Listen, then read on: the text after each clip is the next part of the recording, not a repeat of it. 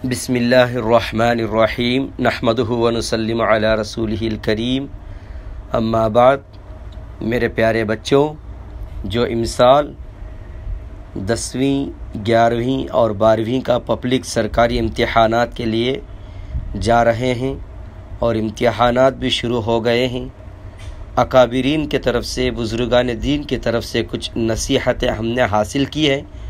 ان نصیحتوں کو آپ تک میں پہنچانا چاہتا ہوں۔ امید کرتا ہوں کہ اس باتوں پر آپ عمل کریں گے۔ اللہ ہم سب کو عمل کی توفیق عطا فرمائے، آمین۔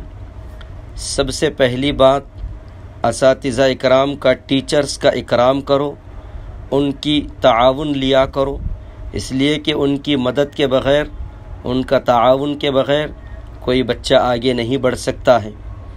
دوسرا یہ ہے کہ ماں باپ کی مدد، ماں باپ کا تعاون ہونا ضروری ہے، تو ان دونوں کی کوشش اور ان دونوں کی مدد کے ذریعے سے ہی ہم آگے بڑھ سکتے ہیں۔ اللہ تعالی ہر طریقے کی کامیابی ہم تمام کو عطا فرمائے۔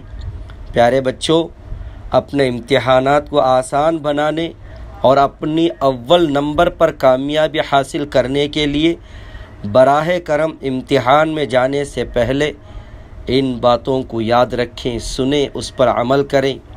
سب سے پہلی بات یہ ہے، اللہ تبارک و تعالی فرماتا ہے، اے ایمان والو، تم رکوع کرو، سجدہ کرو، اپنے رب کی عبادت کرو، نیک عمل کرو تو تم کامیاب ہو جاؤ گے۔ تو کامیاب ہونے کے لیے، اچھے نمبرات سے پاس ہونے کے لیے سب سے پہلے اللہ کا حکم یہ ہے کہ نماز پڑھو، اپنے رب کی عبادت کرو، نیک عمل کرو۔ دوسری بات، خاص طور سے تہجد کی نماز ادا کیا کرو اور اس وقت دعائیں کیا کرو، کیونکہ یہی وہ وقت ہوتا ہے جب کہ دعا قبول ہوتی ہے۔ نمبر 3، نماز فجر ادا کرو، کیونکہ فجر کی نماز پڑھنے والا اللہ کے ذمے میں ہے اور اللہ جل جلالہ اس کے دن کی ضرورت پوری کرتا ہے۔ نمبر 4، امتحان میں جانے سے پہلے کچھ اللہ کے راستے میں کسی غریب کو صدقہ خیرات کر کے جاؤ، کیونکہ اس سے اللہ کی رضا حاصل ہوتی ہے۔ نمبر 5، تقوی اختیار کرو، اللہ سے ڈرو، کیونکہ اللہ تعالیٰ فرماتا ہے جو تقوی اختیار کرتا ہے اللہ اس کے لیے مصیبت سے نکلنے کا راستہ بنا دیتا ہے۔ جو تقوی اختیار کرے گا اللہ اس کے معاملات ہلکا کر دے گا۔ نمبر 6، اللہ پر مکمل کامل بھروسہ رکھو، جو اللہ پر بھروسہ کرتا ہے وہ اس کے لیے کافی ہے۔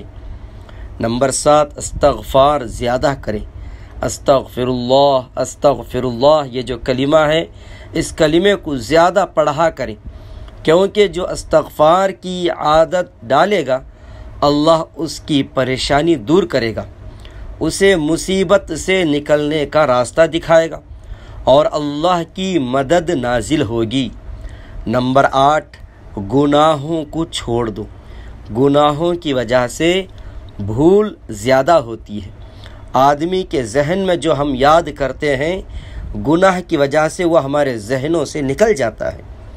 اور دوسرا کام، نبی کریم صلی اللہ علیہ وسلم پر زیادہ سے زیادہ درود پڑھا کریں، کیونکہ درود کا پڑھنا یادداشت کو زیادہ کرتا ہے، یادداشت کو بہتر بناتا ہے۔ نمبر 9، انٹرنیٹ والا جو بھی کام ہے سب کام بند کر کے رکھ دو، انٹرنیٹ کوئی اوپن ہی نہ کریں۔ نمبر 10، فاسٹ فوڈ جو غذا ہے اس غذا سے پرہیز کریں، ایسی غذا، ایسا کھانا کھائیں جو یادداشت بڑھاتا ہے۔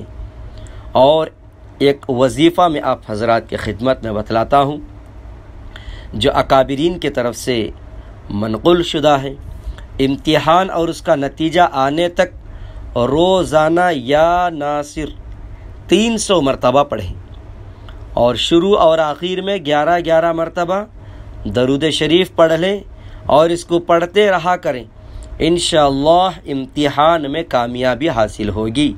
اللہ پاک ہم سب کو ان باتوں پر عمل کرنے کی توفیق عطا فرمائیں۔ السلام علیکم ورحمۃ اللہ وبرکاتہ۔